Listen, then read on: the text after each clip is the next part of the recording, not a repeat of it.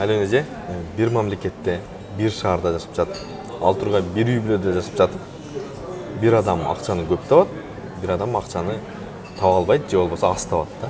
Мунун себеби эмнеде? Бул абдан жакшы суроо. Бул менин көп угуучулардын бардыгын түшөлткөн суроолордун бири. Бул акча таба албай калган аябай көп кырдуу себептер бар да. Анын арасынан эң эле негизги себеп жөнүндө мен сиздер менен бөлүшөйүн азыр. Бул ата менен болгон байланыш. Биздин оң жагыбыз ата менен байланыштуу, сол жагыбыз апа менен байланыштуу. Ата жагыбыз ушу акча жакка жооп бере турган жагыбыз да. Бул духовная часть деп коет. Духовный бөлүгүбүз, акчадагы энергия, бул дагы духовный да. Ошондуктан көзгө көрүнбөгөн нерселердин бүт бартың ата жак менен байланыштуу болгону байланыштуу.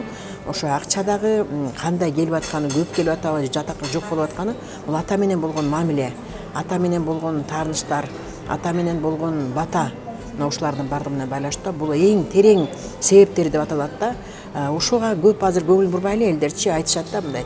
Иштеш керек да, иштебесек эле каяктан эле ата менен жакшы мамиле болуп калса эле акча келип калмак беле.